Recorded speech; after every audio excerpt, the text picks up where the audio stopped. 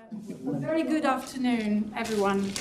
I'm Katja Pizzi, and I'm so delighted to welcome a panel of truly illustrious scholars, authors, historians, and journalists tonight. And I'll introduce them one by one in due course. And welcome everyone, both those of you who are in person in our beautiful building, Senate House building, and those of you who are following us online. And please be advised that we'll have a Q&A session at the end, but for technical reasons, we can only have it for people who are in the room. But of course, people who follow us online are welcome to stay for the Q&A. Welcome to the Institute of Languages, Cultures and Societies, School of Advanced Study, University of London.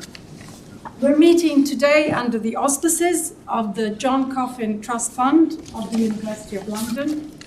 And my deepest thanks go to the Trust, as well as to the Levantine Heritage Foundation for generously enabling this gathering. This symposium promises to be truly remarkable. For the first time today, we set out to explore an Adriatic city, Trieste, through the lens of the Levant. And it is my genuine hope that our conversation tonight will stimulate further forays into this little explored as yet, but very fertile field, not least because of human movement, diaspora and displacement occurring in this area today. Meaning originally the rising sun, the Levant is a term introduced in the 13th, 14th century to describe the lands to the east of Venice. Since making its first appearance in the English language in the late 15th century, all Mediterranean lands east of Italy came to be designated by this umbrella term. And for those of you who don't know where Trieste is located, you have a map here that shows it very well. Trieste is a relatively small-sized harbour city located on the northeastern cusp of the Italian peninsula. Ruled by Austria since the 14th century, Trieste grew exponentially since the Holy Roman Emperor Charles VI declared it to be a free port. Indeed, not a free port, but the major free port of Austria-Hungary in 1719. The successor to Charles, the Empress Maria Theresa, boosted development and urbanization, as we're shortly to hear in the next intervention. In just over 1 century, especially following the opening of the Suez Canal in 1869, the city rapidly became the busiest, the wealthiest, most substantial commercial port of the vast empire. A hub of mercantile interest teeming with ethnicities, cultures, languages, and religions, Trieste could legitimately stake a claim to be the major Adriatic gateway to the Levant since the waning of the Venetian Republic in early modern times.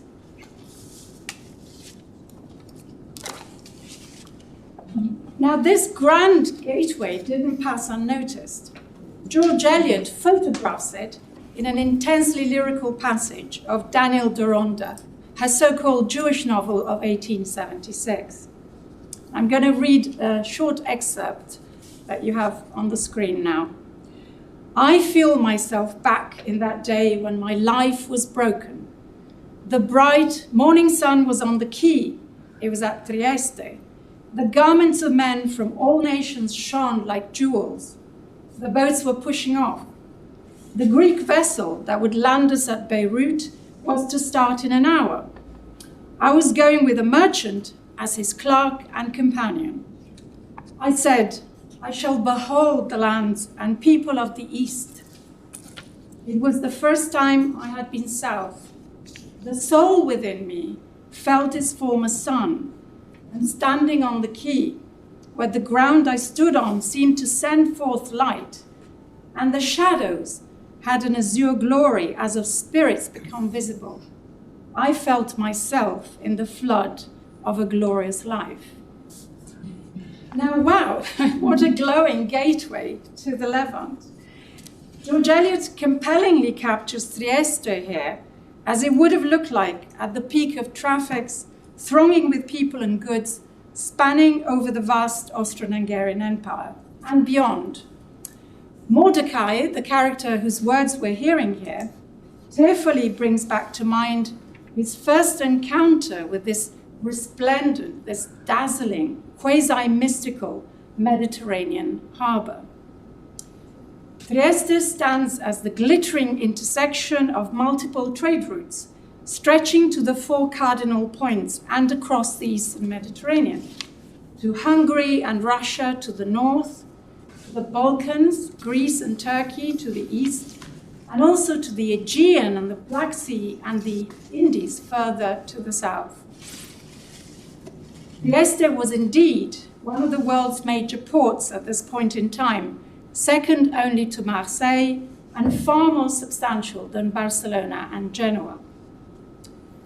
Merchants and their families made their home in Trieste, pursuing business and everyday activities through the conduit of a Triestino dialect, a rich heteroglossia of Italian, German and Slavic, spliced with a Venetian syntax.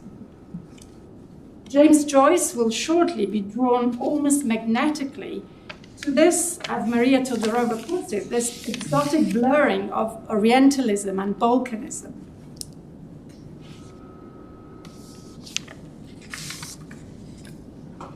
Now, Trieste must have struck Joyce as a Levantine doppelganger of his native Dublin when he first arrived there in October 1904. Joyce proceeded to move there and spent the following 15 years of his life in Trieste, and very happy times there were for Joyce. His companion Nora gave birth to his children. He began penning the Ulysses. He made lots of friends and contacts while in Trieste. Joyce left Trieste only once in this arc of time, returning to Dublin in 1909, as you can see, to manage, with the task of managing Ireland's first cinema, the Volta Picture Theatre on Mary Street in North Dublin, funded by Triestean capital. As you can see from the picture, this is the building as it looked when, or shortly after Joyce left. To the right is the way the building looks now, which is hardly recognizable, but you can still sort of make out the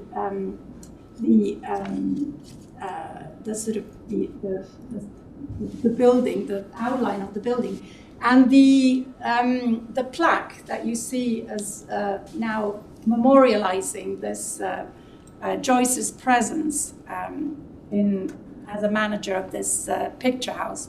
Now, at the time, Trieste had no fewer than 21 cinemas. Dublin had none, so this was the first one. And it is perhaps not widely known that since the late 19th century, much capital was invested in the burgeoning film industry in Trieste, contributing substantially to its development, both locally and internationally. Despite Joyce's utter failure as a cinema manager, and he hastily returned to Trieste less than a year later, Trieste's special relationship with the moving image never came to pass. Indeed, the city rapidly honed a cinematic identity of its own, based on a more or less spurious Ottoman and Levantine heritage, increasingly seeping into Western productions, especially during the Cold War. Now, the geopolitical map of Europe had, of course, both rapidly and radically altered during and after the First World War, the collapse of the empire, the demise of fascismo, the end of the Second World War, and the onset of the Cold War. And please forgive me my giant stride across several crucial, important historical decades. Following contributions will shed much needed light on this time. But in the map of post-Second World War Europe, Trieste is situated at the southern brink of Western Europe. In his renowned 1946 speech, best known as it begins, from Stettin in the Baltic to Trieste in the Adriatic, Winston Churchill chooses to highlight Trieste. However, careful here, no longer as a gateway, but rather as a gatekeeper, a bastion of Western values set against a curtain made of iron in name only. In fact, this is a fractious and brittle frontier, hard-pressed to contain Eastern communism.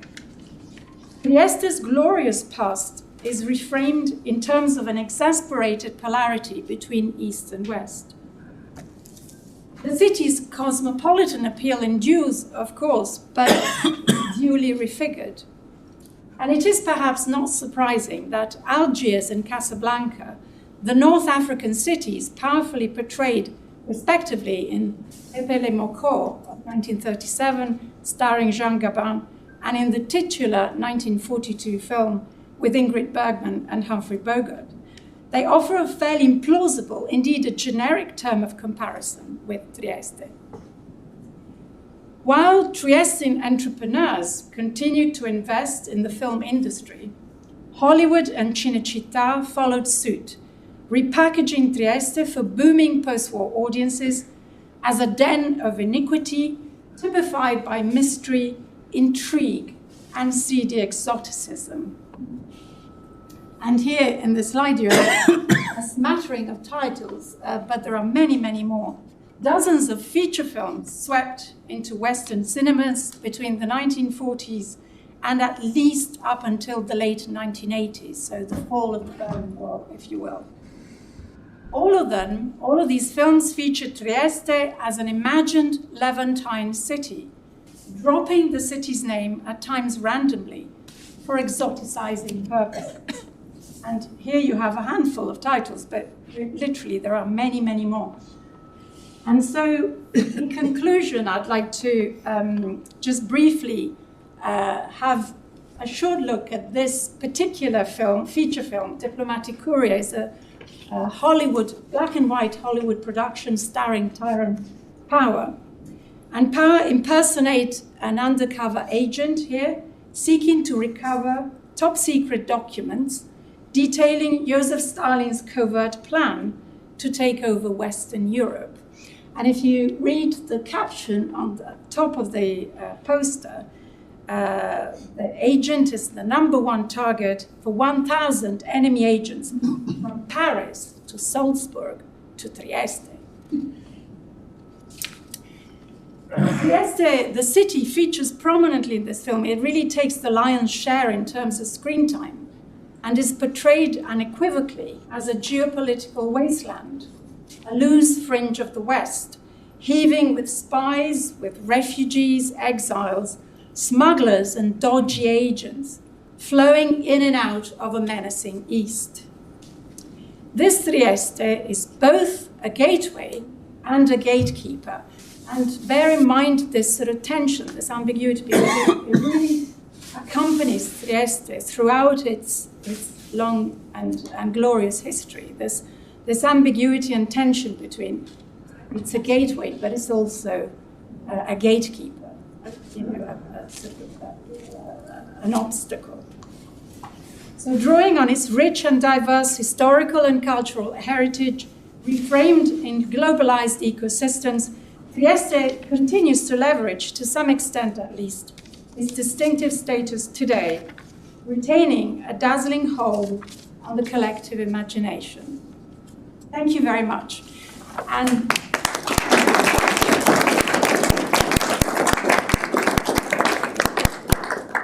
I hope this introduction has touched upon many themes and topics that will come up in following contributions.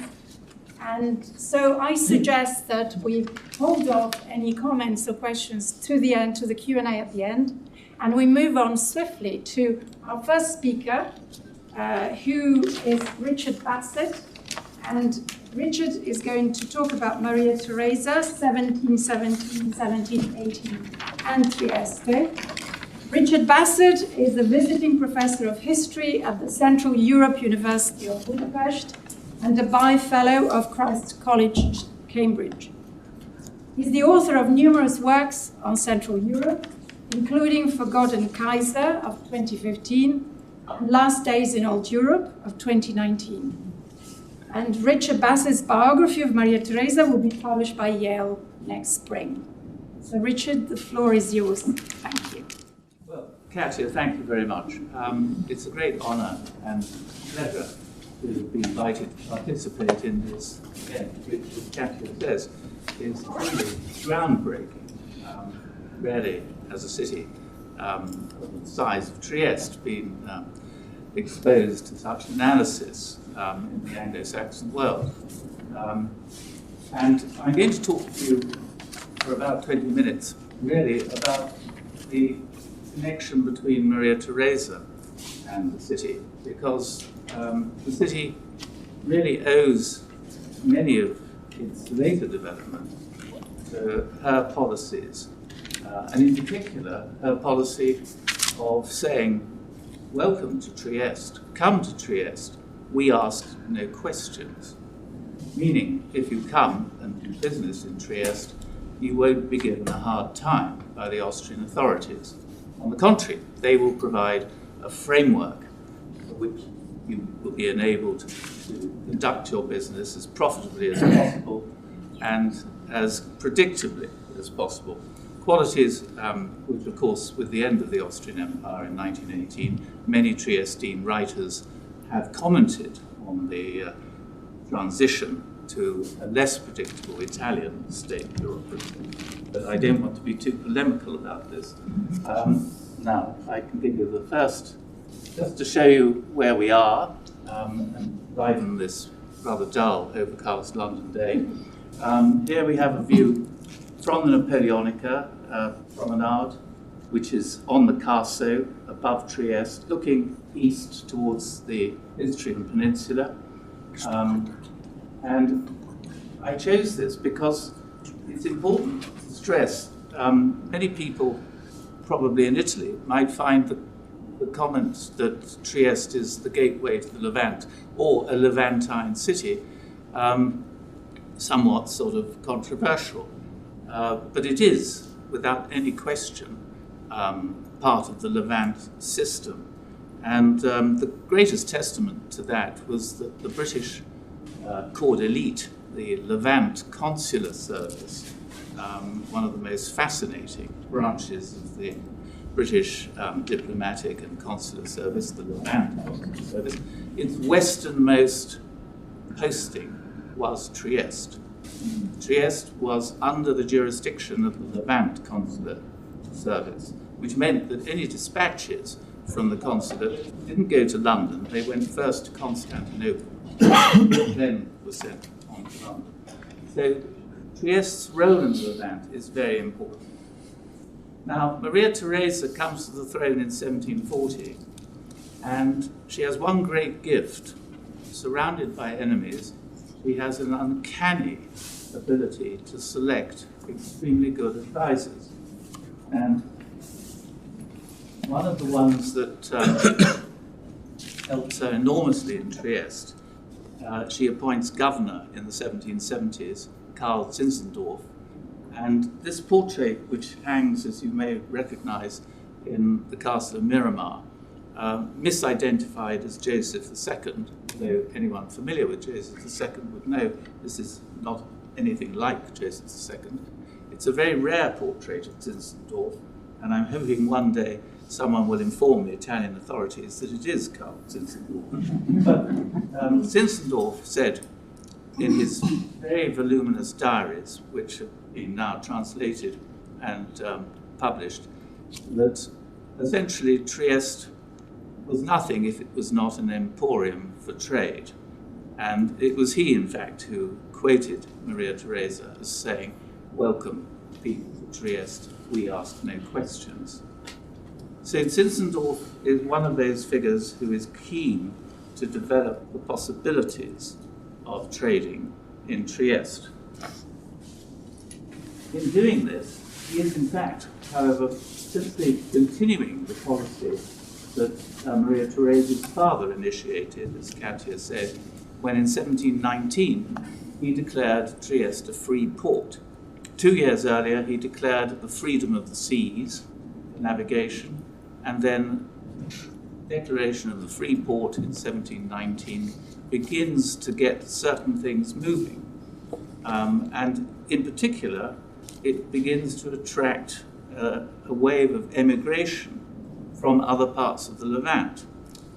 And Maria Theresa, when she comes to the throne, is of course considered to be delicate, vulnerable. Virtually every state in Europe proceeds to tear up their previously earnest obligations of support for her, and there is an attempt to essentially partition, if not dismantle, the entire Habsburg Empire. Historians tend to focus on Frederick of Prussia seizing Silesia, but in fact the Bavarians were marching into Bohemia, the Saxons wanted to take Moravia, and Spain was after the Italian side of the possessions. So Maria Theresa, portrayed as she was as this rather delicate feminine woman, was clearly in a very tricksome position. But within 5 years, she had rather reinvented herself. Here is a portrait of her, a very rare portrait of her as Judith, with the head of Frederick of Prussia. And one of the things that she managed to do was, through her advisors like Zinzendorf, was to harness what you need more than anything else to fight a war against countless enemies. And that's not just an army, but the sinews of war, money. That's where Trieste began to become very important. She raised, or gave an order. It's important to stress Maria Theresa herself never set foot in Trieste, but she was intimately connected with the developments. So she gave the instruction to raise the walls of the city, which I don't have a beam or anything, but if you see on the right, that's the Trieste Castle Hill. And here you have this new grid, which is called today Jan, with the so-called Canale Grande in the middle of it, and the huge barracks of the House Regiment of Trieste there on the left. So she is the, if you like, inspirator of this very, very advanced exercise in urban town planning. But who is going to live in these buildings? Here we come to some very interesting developments. Here's another view of the Borgo Teresiano from the air. In 1746, so this is only a few years after she was on the throne, she passes the first of many patents, as they're called, which gave quite interesting freedoms and privileges to the Jewish community of Trieste, culminating in 1771 in the so-called privilege. And here is a highly treasured specimen of this privilege, the original privilege granted by Maria Theresa to the Jewish community in 1771, giving them exceptional freedoms. Exceptional because they were actually unavailable not only in other parts of her empire, but in fact throughout the rest of Europe. And this document, which the Jewish community of Trieste rightly treasures, has a very interesting preamble. If I can find it. We, Maria Theresa, is the opening paragraph. You can just see it at the top there. The internal happiness of our natural subjects, always having been the principal object of our concerns and actions of our regency, are being persuaded that external commerce contributes effectively to such happiness. We have not spared effort or funds in order to progress, both making commerce prosper, especially in Trieste, and improving the conditions of merchants, subjects, and foreigners. The Jewish nation, especially suited to commerce, invited by the general patents of our most august parent. Now this is an extraordinary word, invited, not tolerated. 10 years later, Joseph, her son, usually conceived to be a darling of the Enlightenment, proclaims, if you like, the great patent of toleration. But here, the Jewish community it's stressed that they were invited by the general patents of our most august parent, arouses our most merciful particular reflections, all the more since the settlements of the nation in Trieste already constitute a formal community. We therefore wish to give the Jewish community in Trieste a solemn demonstration of our sovereign approval. This is really, Maria Theresa is usually characterized as an anti-Semitic bigot. You can see from this document that the record is rather more mixed. And the Jews are the first, if you like, community to be recognized and supported legally. But they're followed, of course, by the Greeks. Here is the lovely Orthodox church on the seafront, Trieste, San Nicolo dei Greci, as it's called. And in 1751, so 6 years after that first patent has already acknowledged the existence of the Jewish community as a corporate body, the Greeks get the same in the Orthodox community. But the Orthodox community is rather complicated at this stage because, as well as Greeks, it includes Serbs. And so in order to distinguish between the two and the Armenians or Uniates, Maria Theresa then has to pass up further patents, which, in fact, I'll show you this, give a great deal of autonomy to the Serbian community. This is a much later building than the Theresian era, the Palazzo Gopčević along the Canale Grande. And I don't know if you can see that there are two statues on the facade. One is the Serbian king, Lazar, who dies on the field of blackbirds in Kosovo, and the other is his wife, Milica, who becomes a nun in perpetual mourning. And these are Serbian heroes, known to anyone, particularly any Serb familiar with the history of their nation. And those statues are an indication of how the Serbian community, following in the footsteps of the Jewish community and the Greek community, in 1773, still Maria Theresa is granted exceptional privileges too. A few years later come the Protestants. Lutheran and Calvinists are allowed to have their own buildings in Trieste.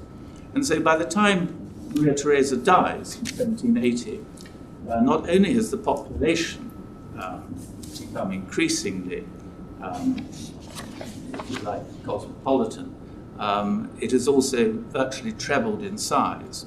If we take, for example, the Jewish community, where at the beginning of her reign there were only 18 families registered as in the Jewish community, by the end of her reign there are nearly 350. So, and that is going on with the other groups who are coming. It is a city of emigration, or immigration, if you like. So, this is the patent granted to the Serbs. You notice 1773, she's quickly put in her title to the partition of Poland, which happens a few months earlier, and she is mentioning here Lodomeria and why have we got this thing? It's the people who are following us from home. That's fine. Well, that's fine. Take my word for it. Anyway, Galicia, Lodomeria, which becomes Austrian partition of Poland, is included in this particular patent. Right over on the side. Excuse me, I think that if you hit the top left button, it should collapse. If you hit the top left, the line there, hopefully, yeah, thank you. There you go. Thank you. Thank you. Sorry. So that's the Serbian patent. And I put this in to show that the classical architecture, which is such a feature of the Borgo Teresiano in Trieste, is really coming from Vienna. Because here is the side elevation of the Gloriette by Maria Theresa's favourite architect, Fernand Braudel, in the top of the hill at Schönbrunn Palace. And you see, with the columns, the entablature, there is a strict new neoclassical style already in Vienna in the mid-1770s. And this becomes eventually a generation later, or within a generation, very much the style of the new architecture, the Borgo Teresiano, and then the Borgo Giuseppino, named after her son, in Trieste. And the most obvious example being, of course, the church of 1800 by Pietro Nobile, an Austrian architect from the Ticino, who has done a lot of work in Vienna and is bringing this new neoclassical style very much to Trieste.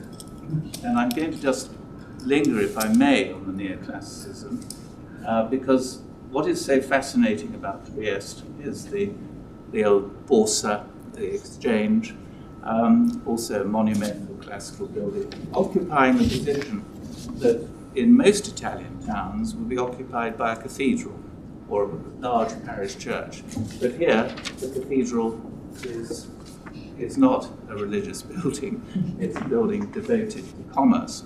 And Trieste is helped in this by the fact that the clerical presence, with the suppression of the Jesuits in 1773, is very much reduced at an intellectual level. And it is not, compared with the surrounding Veneto, in any way a clerically orientated city.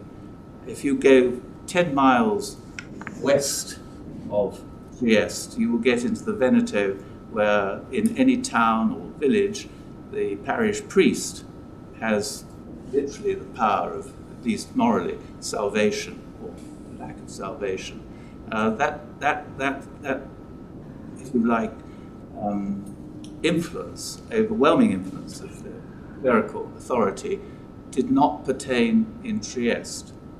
And the building, classical building, which reflects that perhaps in the best way, is the famous Rotonda, I say famous to the Triestini, Pancera, which has a number of very interesting facets about it, because the other element that is missing in Trieste, apart from clerical authority, is a strong, overwhelming local aristocracy. That doesn't exist in Trieste. And in fact, I can quote the French Albert Comte de Moret, who in 1808 comes to Trieste and says, "The past is dead. At the pinnacle of the new society, there will shine no longer noblemen of our ancient lineage, but bankers and merchants. At Trieste, the true pioneers are all those who have gathered from the most diverse lands, who remake their lives, and who become comrades here in the steady work they carry out in the shadow of Mercury and Minerva and Neptune," three figures that you see virtually on every 18th century and early 19th century building in Trieste. The city is the most suitable and certain for success. It is the Philadelphia of Europe, consoler of the afflicted and refuge of sinners. For immigrants, that is Trieste. So, I think in Triestine dialect, Guazabulia, which is a chaotic medley, is called a zavazai. So the Triestine dialect very early on was very happy to acknowledge this mixture of different melting pots of people. What I find interesting about this building, and unfortunately I haven't got it in detail, but if you look at the reliefs, they are scenes from the life of Coriolanus, and of course one of the scenes is showing Coriolanus rejecting the demands of the aristocracy of Rome for him to return. Again, an image, if you like, tailor-made for Trieste's identity in the early 19th century. So, what about financing and exploiting Trieste as a hub? So, with Maria Theresa's accession, the enemy for Austria is Prussia and the other European states. It is no longer the traditional enemy of the Habsburgs, the Ottomans. And here, Maria Theresa wanted to send a message to those in Constantinople that she was very well disposed toward the Ottoman world by having herself painted by Lyotard, who had spent some time in Constantinople and had brought her some Turkish clothes. And there she is portrayed in a Turkish costume, a la Turca. But her costume would not be enough. We had to have some other things as well. And I draw attention to the fact that this wonderful molo, which anyone who's been to Trieste, of course, will enjoy the sunset every day from, actually has as its foundations the remnants of a ship called the San Carlo, which is why the molo was called the San Carlo until the end of the First World War. And that ship was actually part of Maria Theresa's father's attempts to have a trading company which sailed from Trieste and indeed from Ostend to not just the Levant, but the world beyond, to Asia. And Maria Theresa in the 1770s had a chance to resurrect this when a man called William Bolts said, well, as the British are distracted by their war with America, why don't we make some inroads again into the East India Trading Company? And of course, the Austrian global vision, which was coined first of all by Frederick III in the 15th century, AEIOU, Austria erat in orbe ultima, or Austria est imperare orbem universum, that Austria has a global mission. This was very much something which Maria Theresa felt she would develop in her trading links coming from Trieste eastwards. This portrait of Bolts is the only known image we have of him, and we know it's him because it's on the house where he resided in Trieste, and most of the houses in Trieste will have some indication of the status and personality of the owner. So, for example, someone who was trading in coffee in Brazil, his reliefs on the facade might have images of the conquistadors and the subjugation of Latin America. So there are lots of clues in Trieste. You have to sort of take your time and gradually get to know them. So Bolts' enterprise didn't last for very long. The British closed it down fairly quickly, despite the War of Independence in America. But in one way, Maria Theresa demonstrated that you don't need either an army or a navy to conquer the world. And that was with this extraordinary thing, the Maria Theresian dollar. I say dollar because, of course, it's a thaler. If in Positive dialect you make your T's into D's, it becomes a dollar. And the dollar is obviously very simply achieved. There are 65 million of these coins in circulation even today. It's a staggering amount of coinage. And in the 19th century, the Bedouin tribesmen refused to accept British gold sovereigns. This is the reason why General Gordon died at Khartoum. The relief force came 48 hours too late because they couldn't get enough camels, because they didn't have enough of this coin. They only had gold sovereigns. And there's a wonderful telegram from Garnet Wolsey to the Foreign Office saying, "Our gold sovereigns command no respect amongst the Bedouin tribesmen. All they wish for are Maria Theresian thalers.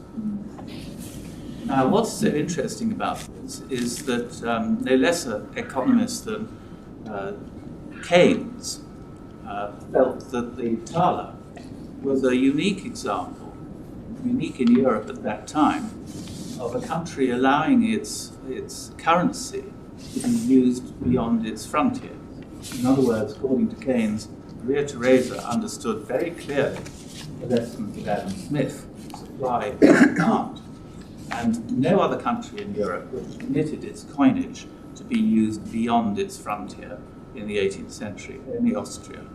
So it's rather appropriate that the Baron Fries, who was Maria Theresa's principal banker and was in charge of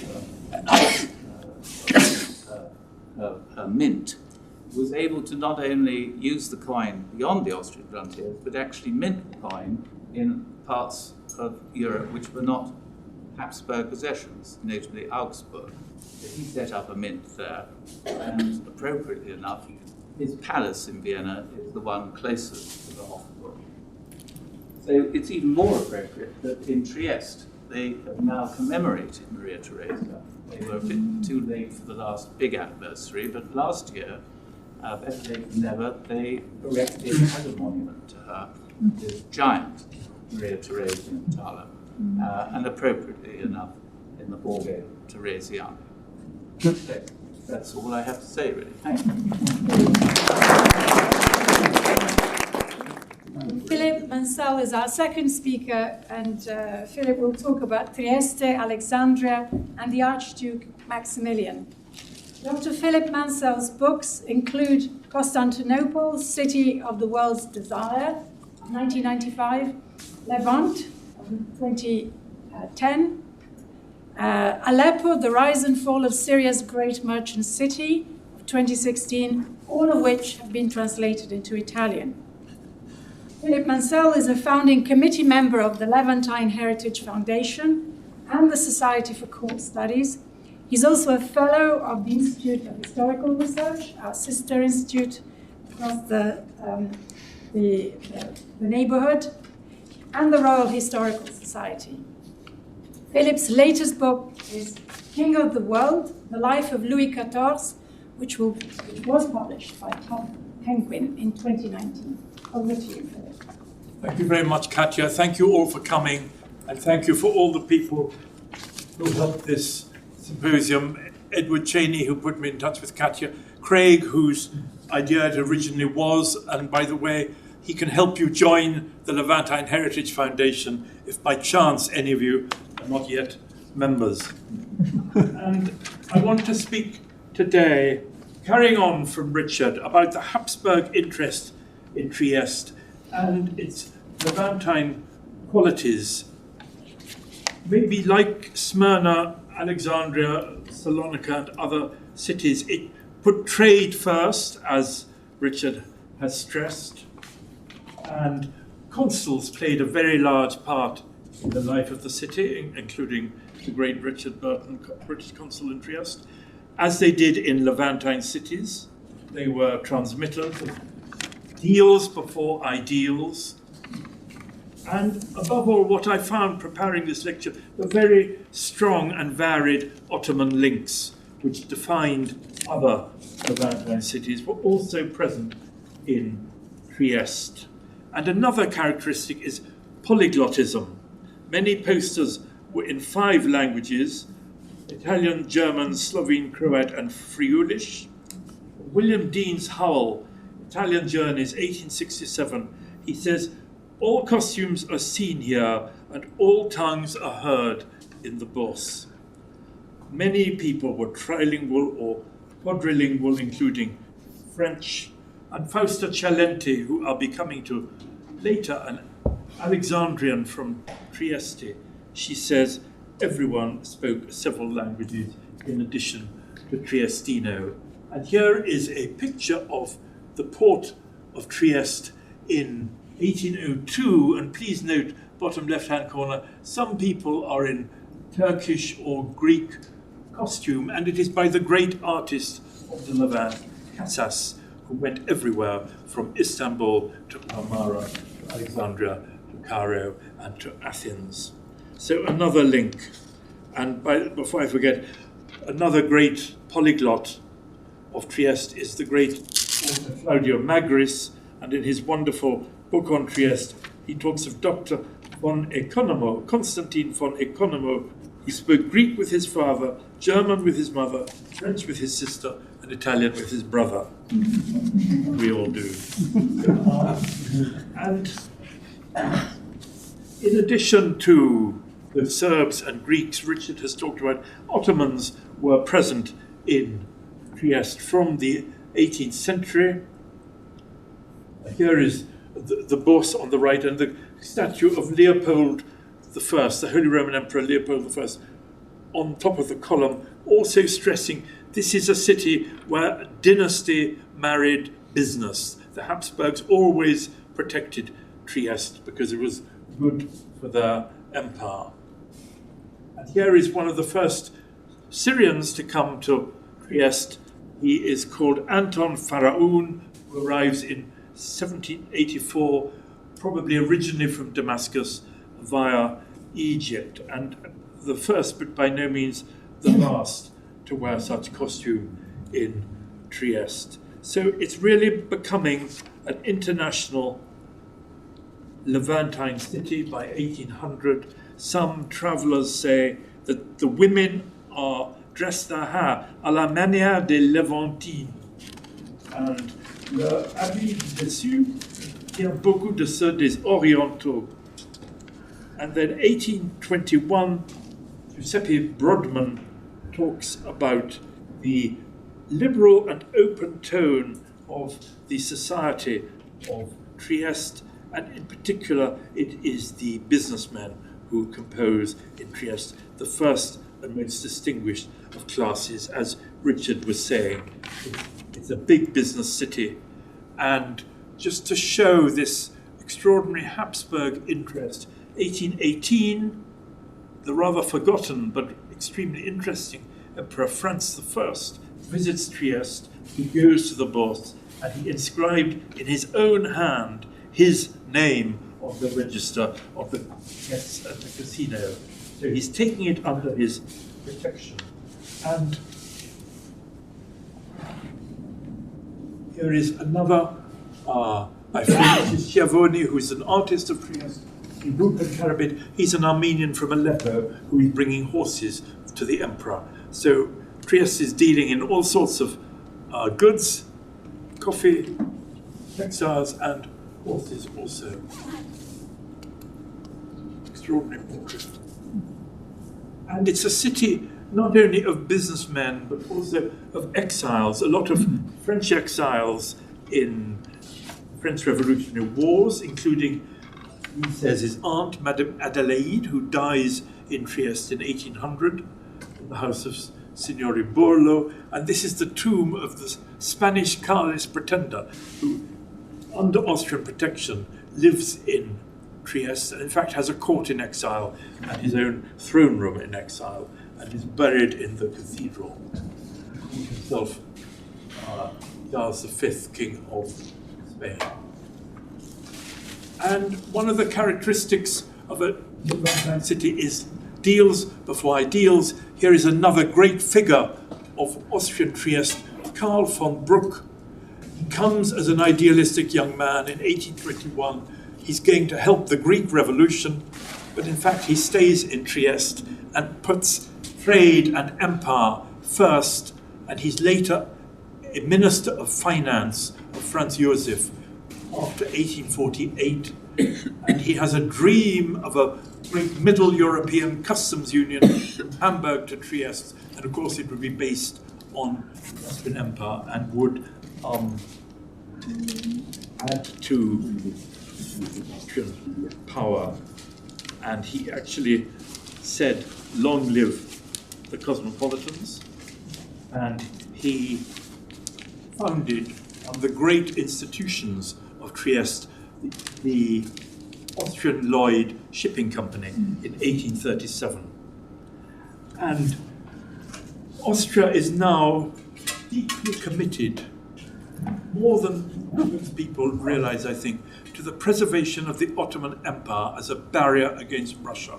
Metternich writes, "It is as important to us as the preservation of the Austrian Empire itself." They're so already neurotic about Russian advance.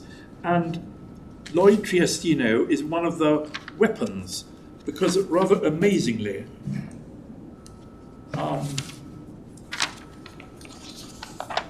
backed by the Austrian government, subsidized, it is a privileged partner of the Ottoman Empire, transporting Ottoman troops, more or less where the government wants, to the Crimea, to the Yemen, 1885 in the Adriatic, and the maximum annual number of passengers ever transported by this great Trieste company was 1878, 136,000 forced migrants, Circassians, who were going from the Balkans to Anatolia and Syria. This great repeopling of the Ottoman Empire by Muslim refugees from the Russian and Slav advance is done by a Trieste company with the support of Austria. So they're really basically preparing the First World War.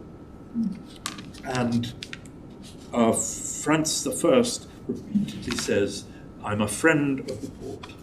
I will do anything to help it." And in fact, Austrian boats transported Turkish troops during the Greek War of Independence. And they grabbed a lot of the trade which Greeks had had before. And this Austrian protection continues. 1844, there is a great fete when Franz I's son Ferdinand arrives in the port with the courts of Austria, Tuscany and Modena, and singing fishermen arrive on boats offering fish to the emperor on his steam yacht. And gondolas, the whole city is illuminated. Princess Metternich says, "It's a unique entertainment. I've never seen anything so beautiful." And more Austrian connection with trade, with this time with Egypt. This is a group from Palazzo Revoltella, I think it's called. And it's a symbolic group showing the wealth. I think it's the River Nile under the protection of Austria, trade and so on. I mean, the symbolism. It's a wonderful museum and palace in the city. This is the Morpurgo Palace, also trading with Egypt and the Ottoman Empire as Trieste becomes ever richer in the 19th century. You've seen, this is some, thanks to Richard Cavagresi for the photograph, this is some of the Greek patrons who are commemorated in the Greek church of Trieste.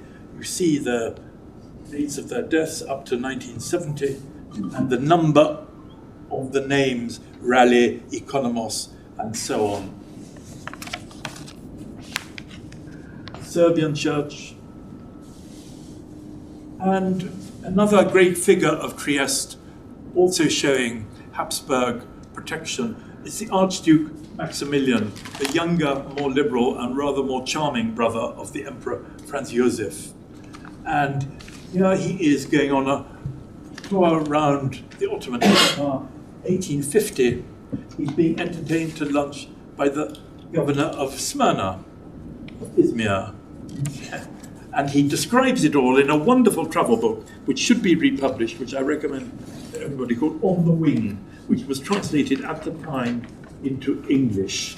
And it's really a love letter to the Levant, the Mediterranean. Every stranger I'm quoting, every stranger in Trieste seeks to live on the quay. The quay is one of the crucial places of every Levantine city. And he talks about Chinese, Indian, Greeks, and so on. And he adores Smyrna. He calls it the proud princess of the East. He describes his lunch with the governor. He said that the melons were so sweet, they melted like sugar on the tongue. They all drank champagne because champagne had been discovered after Muhammad's death, so it couldn't be forbidden, and so on. A very long description of this meal. rather horrified description. This is a picture of the slave market of Smyrna. And he calls it "my beloved Smyrna." And although he thinks the Ottoman Empire is weak and rotten at the core, although of course it survived the Austrian Empire. And he loves the rough sea tossing upon the mighty waves.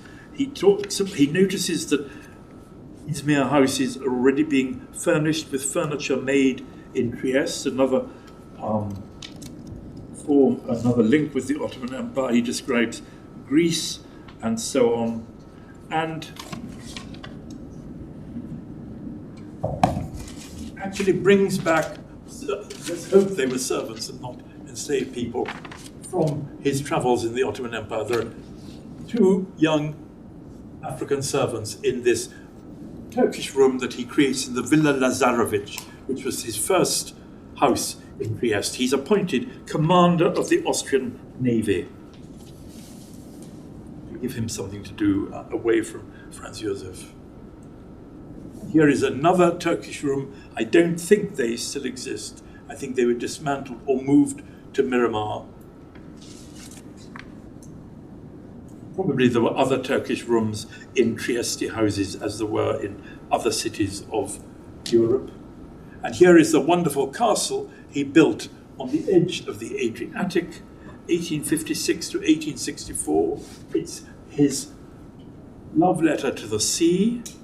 It's also a power statement adoring monarchy in general, and of course the House of Habsburg in particular.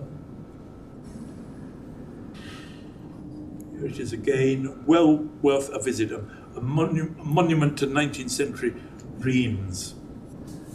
And here is the central throne room, very vainglorious pictures. On the left, a family tree of the House of Habsburg. On the right, a map of the global empire of Charles V.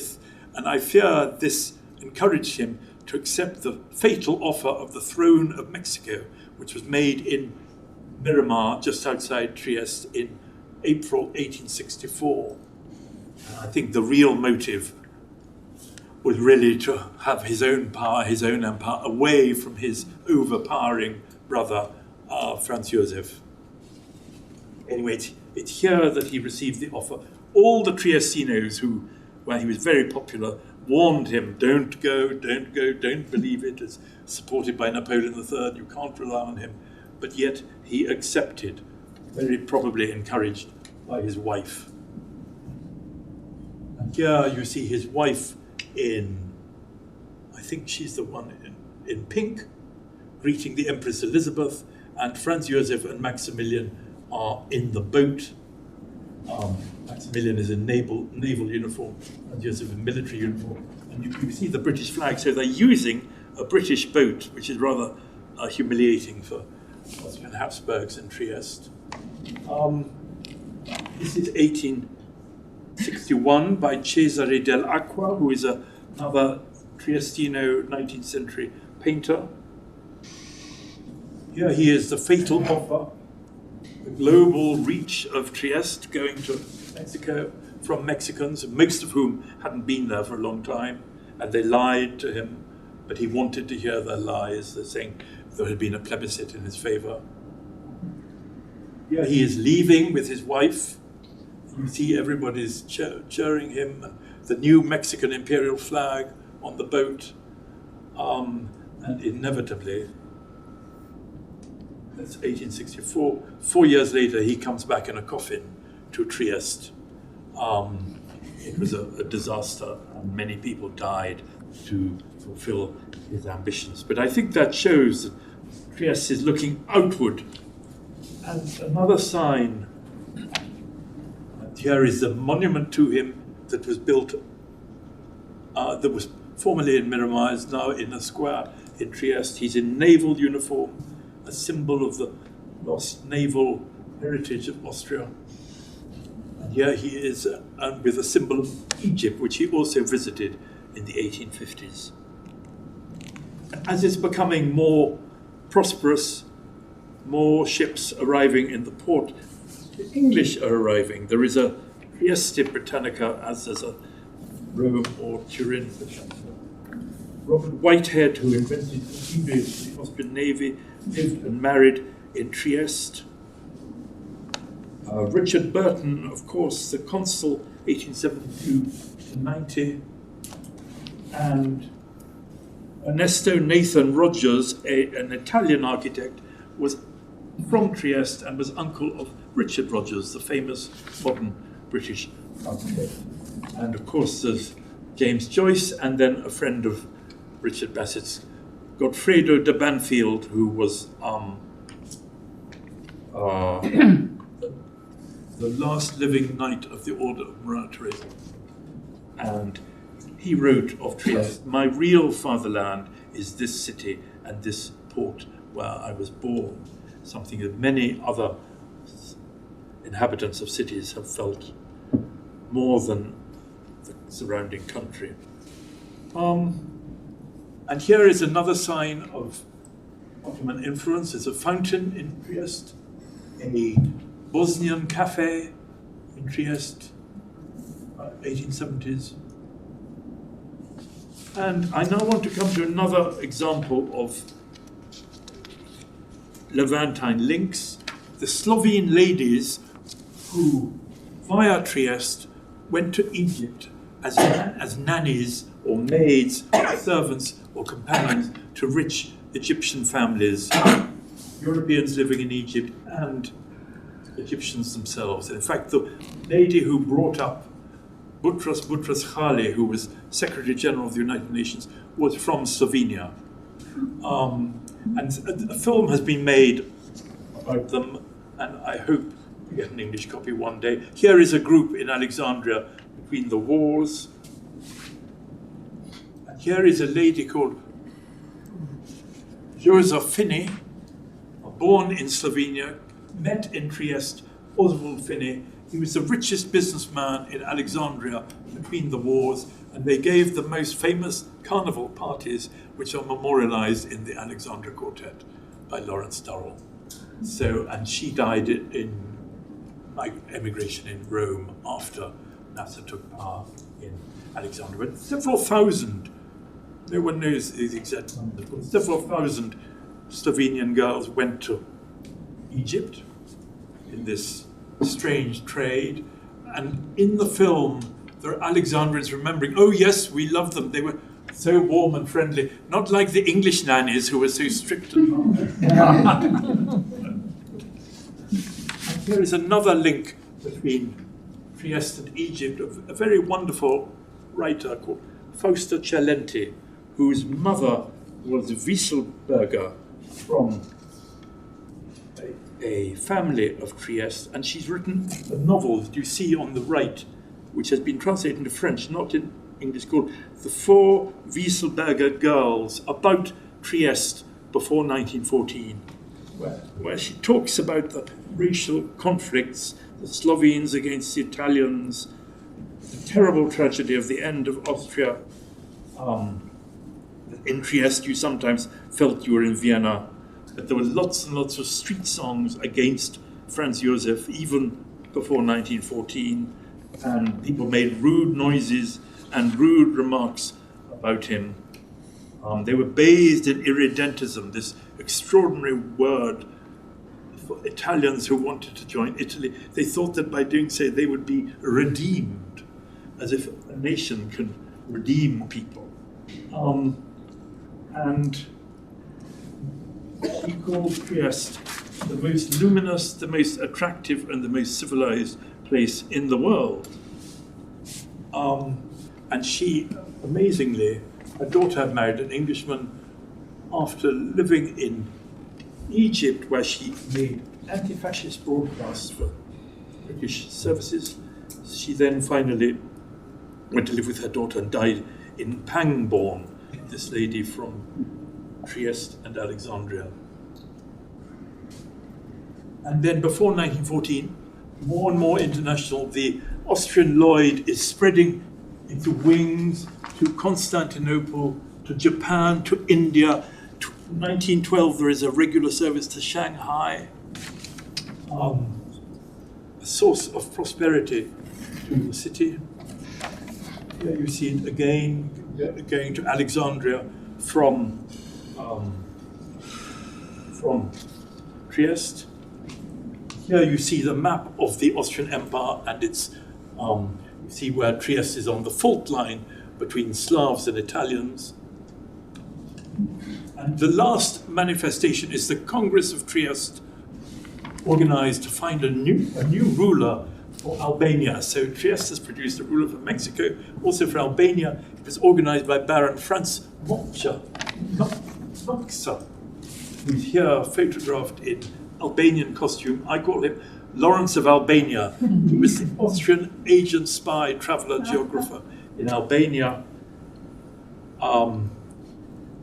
Here he is with his partner, and in fact he committed suicide after the war, sort of homosexual mireling. And they produced a king, Prince Willem of Wied, who leaves Trieste in March 1914, and it's the last example of the concert of Europe in action, because he's chosen by all the powers of Europe in agreement. There is a federal European force in Albania, which doesn't do much good, and his secretary is the man on the left who is a Triestino from the Eaton Armstrong family, descendants of Robert Armstrong. And I would like to conclude. Maybe Alex Kedros could say a few words about the Greeks of Trieste, what happened to them in the First World War, because it shows that city spirit could be stronger than national and state spirit. Because 1916, Greece goes to war with Austria, but... So what Mr. Pisani, an old friend of mine, used to tell me is that when Greece entered the war, the Austrian authorities told the Greek community that we will have to put the Greeks that are of military age, we'll have to intern them. And Baron Raleigh, who was a very important member of the Greek community, went to the Austrian government representative and told him that I guarantee that no Greek is going to take any action against Austria. And the Austrian representative said, your word is enough, I don't need to do anything more. Thank you very much, Alex, whose father was Greek consul in Trieste. I think it shows that despite wars and the horrors states inflict on cities, communities can survive where there's a will. And I'd like to conclude with some words of Camille Julien on Bordeaux, which also was a Levantine city in its way. In face of absolute and monotonous states, and even colder and more despotic international ideas, the municipal spirit can become, in the same way as family life and love of the soil, the safeguard of human liberty and dignity. Thank you very much.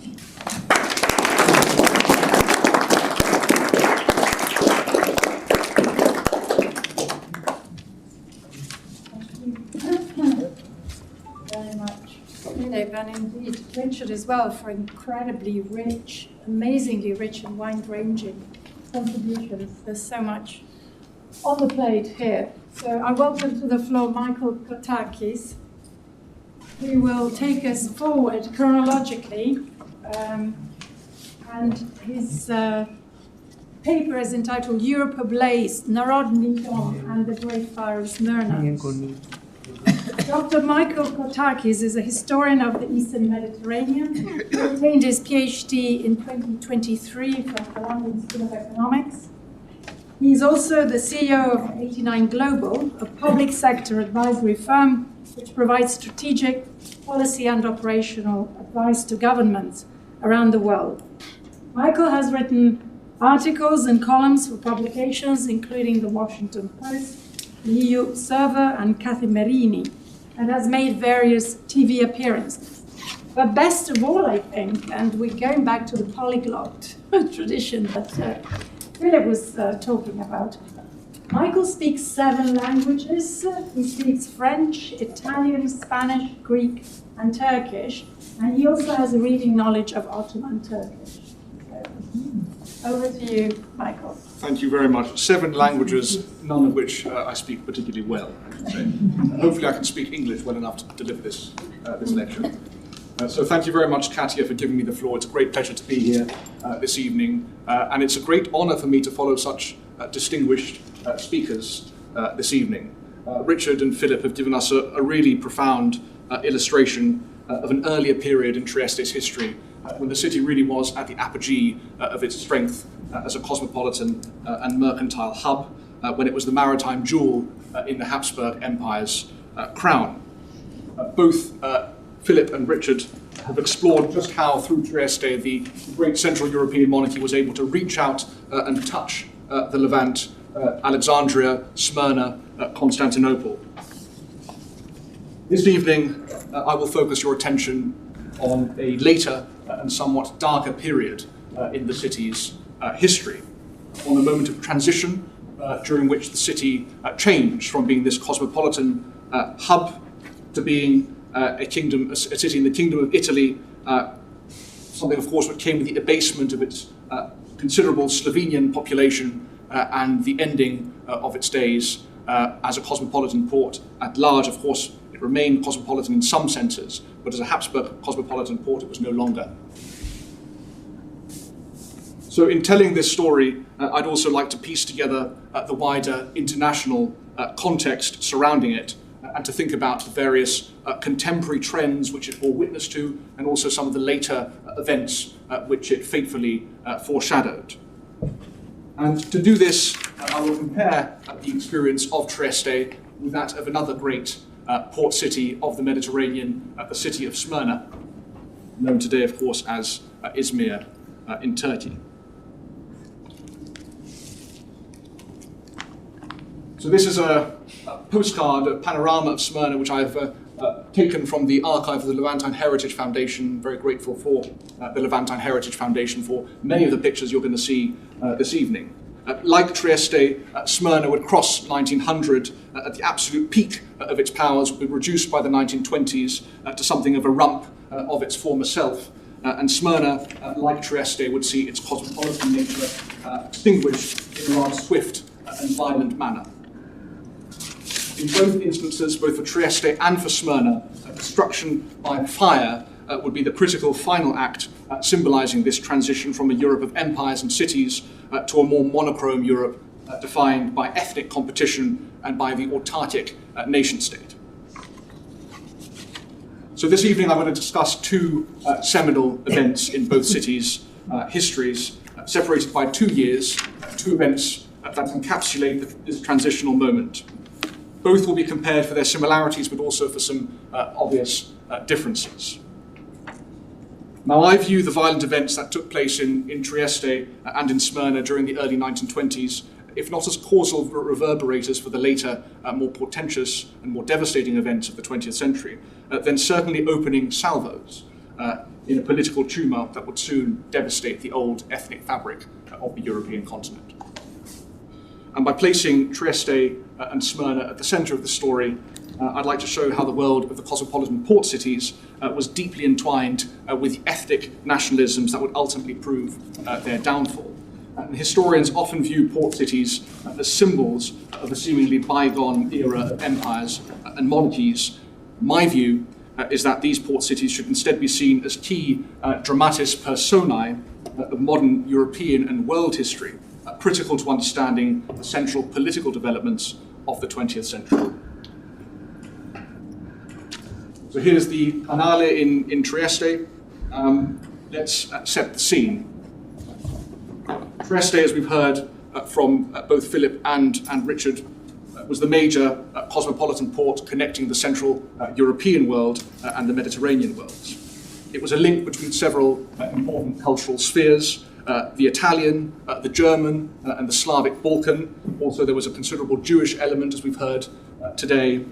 It was a great city of trade, of enterprise. It faced south towards Egypt and North Africa, and it faced east towards Smyrna, Constantinople, and the Ottoman Empire. So between the late 18th and late 19th centuries, when the city was at its commercial height, controlled almost all of the Habsburg monarchy's maritime trade. It had a sort of buccaneering, free trading outlook, an entrepreneurialism very different to your typical Habsburg city, but similar perhaps to your Italian cities such as Venice in earlier times and Genoa. And this, of course, it was held by its status as an imperial free city, as we discussed earlier, which allowed it to stand somewhat aloof from this great Habsburg economic landmass, and perhaps also from the clutches of the Catholic Inquisition.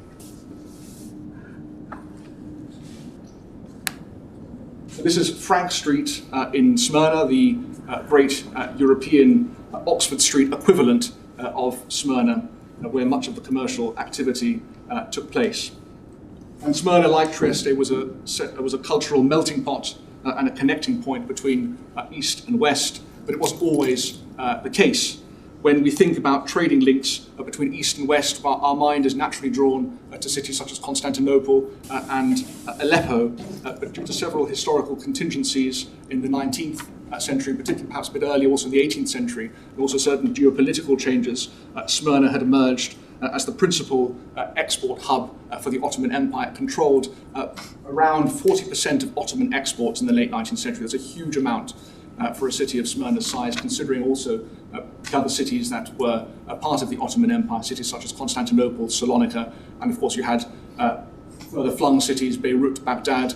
Smyrna controlled 40% of Ottoman exports. It was also a city that held a near monopoly over the exports of certain goods, particularly carpets. It had a 90% monopoly over the export of carpets from the Ottoman Empire. So Smyrna's proximity to the newly opened Suez Canal was certainly important in understanding why it was so commercially central in the 19th century. It's allowed it to kind of fall into the slipstream of the major global trading route of the time, the route between Western Europe right down through the Ottoman Empire to the subcontinent through the Suez Canal. Smyrna was sort of caught into the slipstream of this trading route. It sucked in foreign capital and allowed it to act as a sort of vast urban clearinghouse, a midway caravanserai, you could say, between the worlds of Western Europe and the subcontinent. Smyrna also benefited from the increasing weakness of the Ottoman state, which was withdrawing gradually and was less able to regulate and apply protections to trade. So here is the Dutch consul of Smyrna, Edmond de Hospierre, seated with members of his family at his garden villa in the Buja district of Smyrna. De Hospierre was one of several hereditary consuls that lived in Smyrna. And these consuls were important. We've talked about consuls in Trieste as well. The consuls of Smyrna were very important because their countries had been granted capitulations. These essential rules that allowed merchants from these countries to trade according to the rules of their home country. So French merchants could trade in Smyrna under French rules, Dutch merchants under Dutch rules. And consuls like de Hospierre and their retinues were granted the power almost to police the city's trade in collaboration with the local vali, the governor of the city. And so you could say that by the late 19th century, whilst of course Smyrna was a Near Eastern and an Ottoman city in terms of its political administration, in terms of its economic infrastructure, it had great important elements of European nature running through it. So it was a city with European elements. It was an amalgam, you could say, of East and West, but it was very much a Near Eastern city. And this can be seen in the population, which of course was highly mixed. Here are Armenians, powerful, small but powerful merchant community that lived in Smyrna from the 18th century onwards. Many had fled from the collapsing Safavid Empire in the late 17th century and early 18th century and had come to live in Smyrna. They had great global networks that were connected across Eurasia, networks in India, they had networks in London, and they were very powerful, even if there was a small part of the Smyrna trade. They controlled almost 40% of the trade in carpets. They were extremely influential in the carpet trade. And there were also Sephardic Jews, not Jews who had come from Spain, as in the case of Salonika, but Jews who had come from Portugal. Many had come via Amsterdam after they had been evicted from Portugal by the crown. These Jews were less prosperous than other communities in the Mediterranean, such as Salonika, but they were an important part of the commerce of the city. And then, of course, there were Muslims, Turks.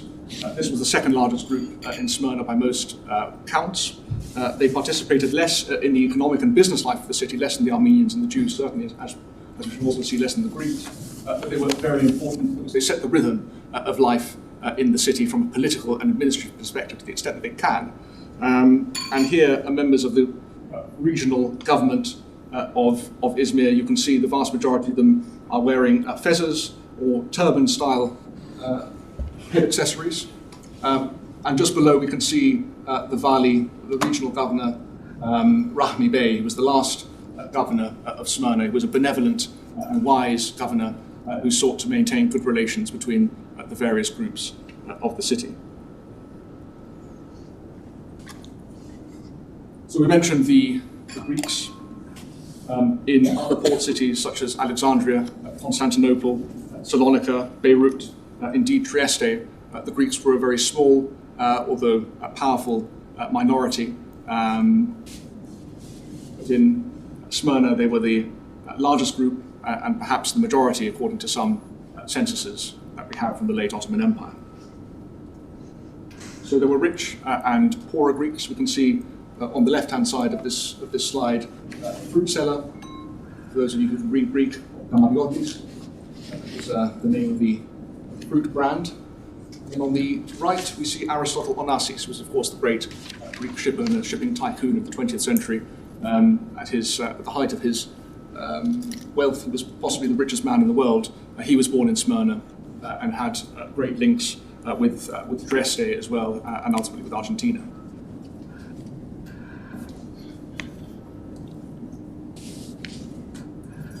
So I focused a lot on Smyrna because we need to paint the picture before we discuss the relationship between Smyrna and Trieste.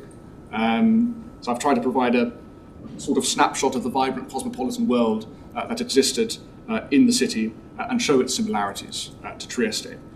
These cities and others were part of a great world system of trade, a series of aquatic highways that connected in the Mediterranean, and thus the interactions between them were considerable. Port cities were places of opportunity for ambitious merchants, places for ambitious people to come and to seek their fortunes. And they were somewhat separate from their nation and from their empires. There were places where hybridity of population was encouraged because it was good for making money, it was good for commerce.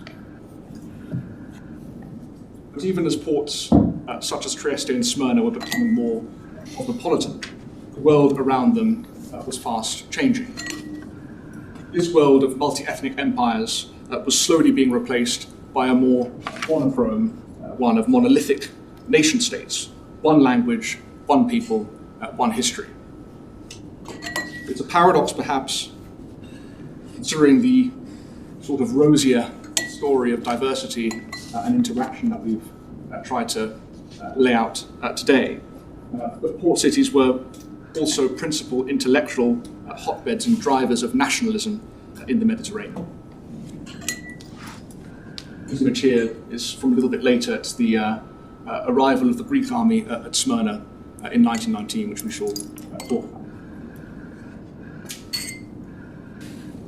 So many leaders of nationalist movements hailed from or had experienced port cities. On the left here you see Adamantios Korais, who was the intellectual father of Greek nationalism. He was born in Smyrna. No prizes for those who can guess the person in the middle. That's Mustafa Kemal Pasha, later Ataturk, of course the father of Turkish nationalism in the modern Turkish state. He was born in Salonika. That's General Nasser, or would become General Nasser. General Nasser was born and raised in Alexandria. So taking some Italian examples as well. Of course, these are very different figures, as you can imagine. We have Giuseppe Mazzini, born in Genoa. We have Gabriele D'Annunzio, born in Pescara. And on the far right, literally and metaphorically, we have Francesco Giunta, a fascist leader who lived the majority of his life in Trieste.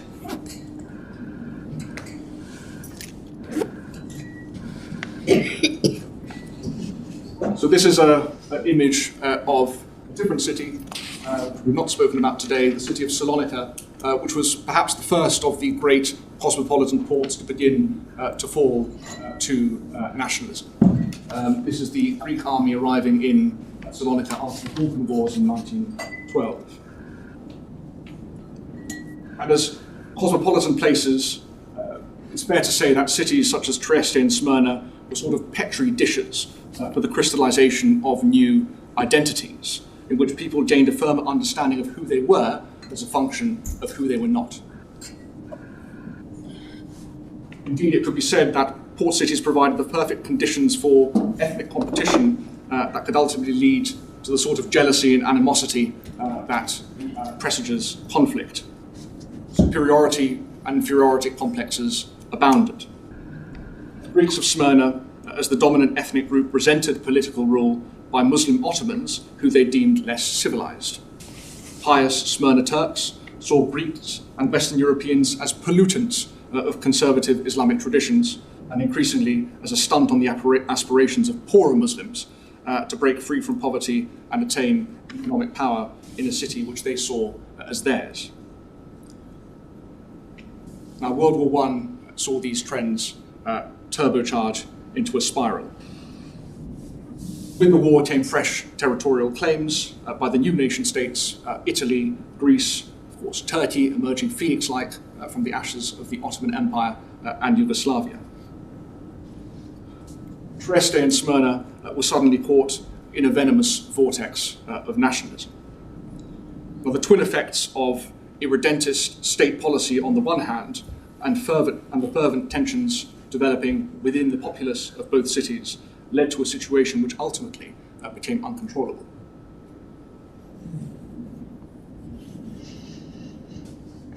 In 1918, Trieste became part of Italy and straight away was a hotbed of nationalist tension. The ongoing struggle between Yugoslavia and Italy over the control of the Fiume-Rijeka region dragged Trieste into its crosshairs and threatened to consume the city. Over the next couple of years, fascist agitators, those who supported Gabriele D'Annunzio and later Benito Mussolini, arrived en masse with a simple agenda, to Italianize the city and thus extinguish possible Yugoslav claims. So this image here is of Fiume, and this is where Gabriele D'Annunzio was had essentially established a kind of city-state for Italy, and was looking to expand Italian influence further south as well. So in May 1919, Smyrna was occupied by Greek forces, and a cycle of violence and counter-violence erupted between Greeks and Turks. Angry Turkish bandits called Chetes took to the surrounding hills and harried Greek villages in retribution, looting churches, schools, and homes. These are the Chetes on a postcard.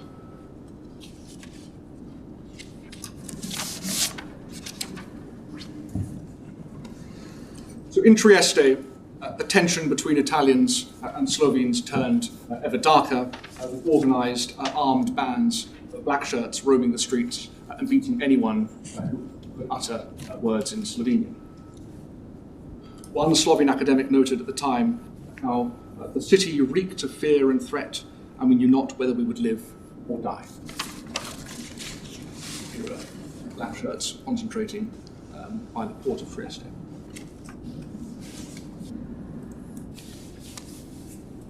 So going back to Smyrna, on the pretext that it needs to protect itself from hill bandits around the city, the Greek government made the fateful decision to advance deeper into Anatolia and attempt to create a hinterland around Smyrna. Now, in reality, the choice to advance was a function of the Great Idea, which was a Greek nationalist project aimed at acquiring territory in the east and resuscitating the Byzantine Empire, or a Greek state in the east. So the tension among Greek politicians and military leaders was a considerable one. There was a temptation to advance further because the opportunity had presented itself, and advance they did, initially with certain successes, beating back irregular Turkish forces and advancing almost up until Ankara before finally being held there.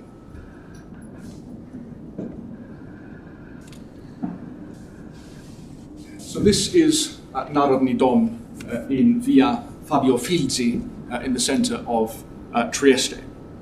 In Slovenian, Narodni Dom literally means the people's house. And this building was the beating heart, one could say, of Slavic culture in Trieste. It was constructed in 1905 by the Slovene-Italian architect Max Fabiani. It's a house of culture, primarily for the city's Slovene community, but also for other Slavs, Czechs, for Serbs and for Croats. It housed several major cultural institutions. One of the preeminent centres, you could say, of Slovenian culture anywhere in the world. And of course, Trieste at the time was the preeminent Slovenian city in terms of population. So Narodni Dom was a symbol of the Slavic fabric of the city, but it was also a symbol of the cosmopolitan nature of the city. Not only did Slavs find a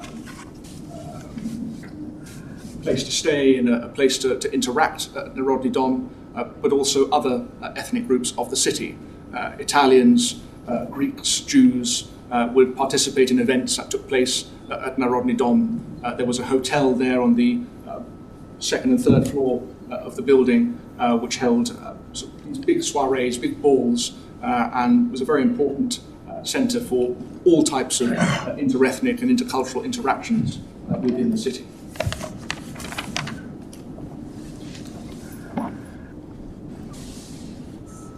So in 1920, July 1920, tensions between Italy and Yugoslavia in the Adriatic would spill into open violence. On the 11th of July, 2 murders in Split and Spalato in modern-day Croatia, committed by Croat nationalists against Italian naval officers, led to a series of violent retaliations across Istria. Francesco Giunta, who we spoke about a little bit previously, was the leading fascist official in Trieste at the time. He raised a band of black shirts of carabinieri in Trieste, in the east of the city, and stormed a local weapons depot to concentrate weaponry before proceeding west to Via Filzi. And there, beside Narodni Dom, Giunta gave a speech, a sort of rally attended by masses of people, supporters of the fascist political movement in Italy at the time. The crowd cheered, shots were fired, and ultimately Narodni Dom was stormed by a mixture of the carabinieri and members of the watching public who participated in the rally and heard Francesco Giunta's speech. The interior of Narodni Dom, as we can see here, was utterly destroyed. The facade remained. Firefighters attempted to come to the scene to put out the fire, but they were stopped by the carabinieri and told, you will not be doing that. And so the building burnt.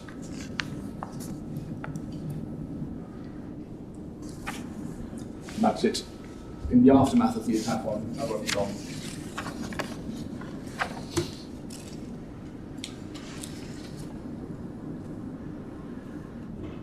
So by the summer of 1921, the Greek army in Anatolia had advanced up until Ankara, but its supply chains were very stretched, and its baggage train was infested by malaria, and of course it was not able to continue the fight. A rapid counterattack by the Turkish cavalry led by Mustafa Kemal Pasha beat back the Greek advance, and within about a year, the Greek forces arrived back in Smyrna. But on the way, they committed several important atrocities, burning mosques and villages, and generally adopting a scorched earth policy in the lands of Western Anatolia.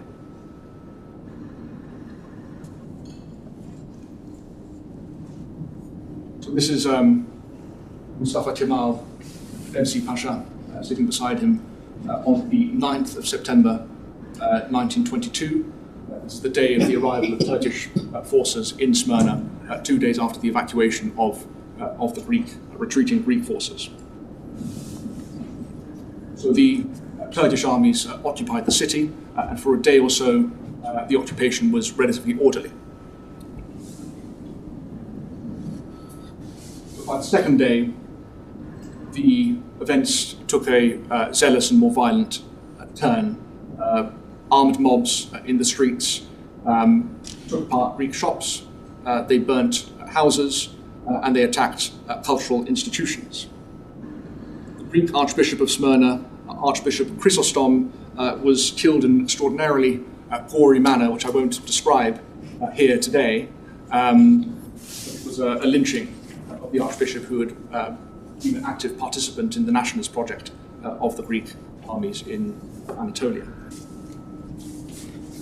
Most fatefully, perhaps of all, on the 13th of September, a fire started in the Armenian quarter of the city and spread into the Greek and European districts.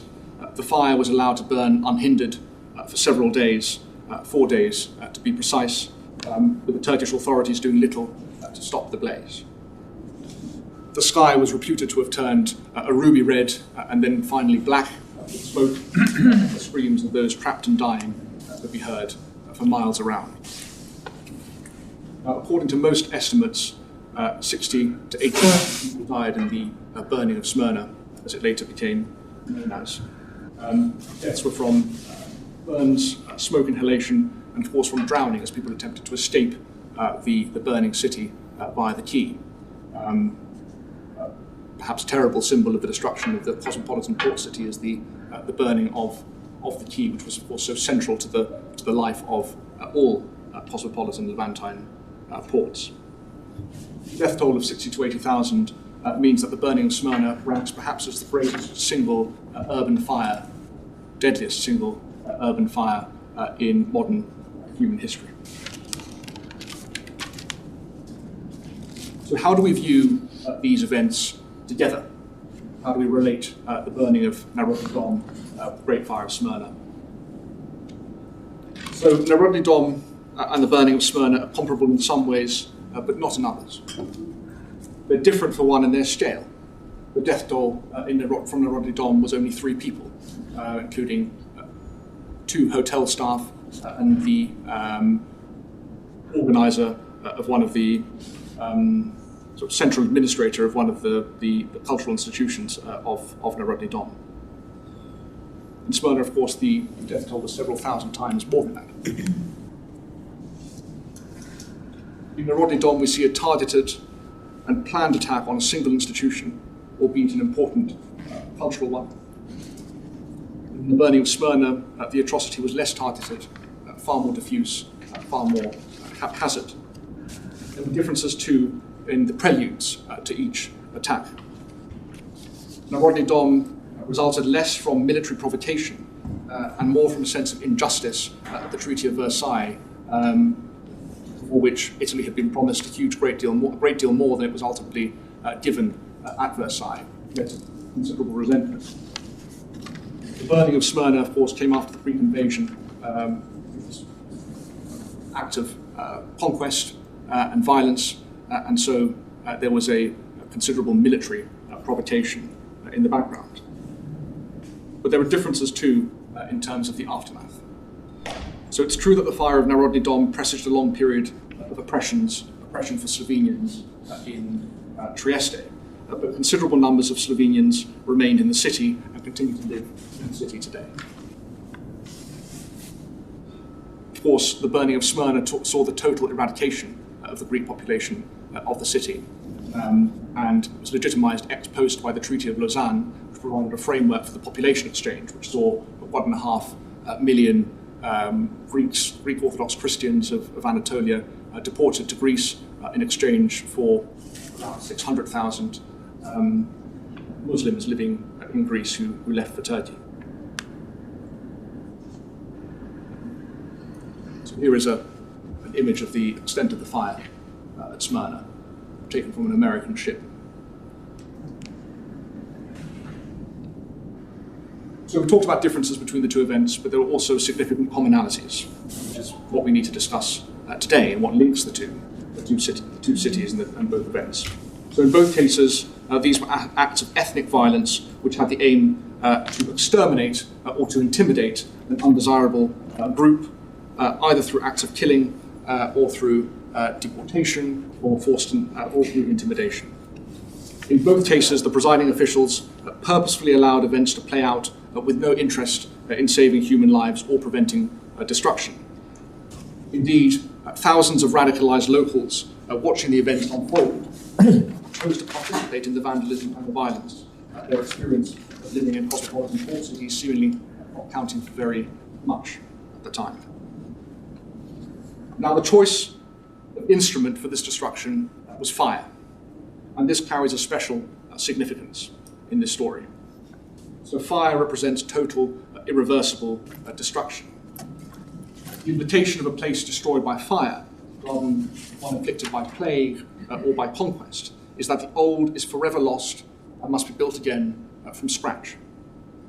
Fire puts a seal on ethnic cleansing, for the physical destruction of property means the victims can never return. So Narodny Dom and the burning of Smyrna are similar to earlier ethnic pogroms in their style and in their substance. They particularly resemble various attacks on Jews that occurred throughout history, from the Jewish pogrom at York in the 1180s, to the Inquisition's attacks on Iberian Jews in the 15th and 16th centuries, to the Russian pogroms of Polish and Ukrainian Jews in the 1890s. In each case, there was intimidation, forced deportation, and destruction by fire.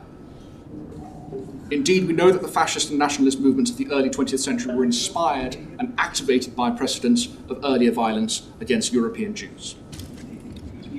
But Trieste and Smyrna should be seen as part of a separate, more modern historical pattern, and the context surrounding them is absolutely key in this case. So both symbolized a political imaginary redolent of the early 20th century, in which nations could exist and excel only if ethnically pure, and that unwanted elements should be flushed out lest they pollute the wider whole. In this view, such purity could be physically engineered by the state through a repertoire of violence, destruction, population exchange, or genocide. Through the 1920s and into the early 1930s, it's fair to say that the potency of this playbook increased before meeting its fiercest articulation in the 1940s, when between 20 and 30 million European Jews, Poles, Ukrainians, Russians, Belarusians, Germans, Hungarians, Roma, Czechoslovakians, Greeks, and others were killed.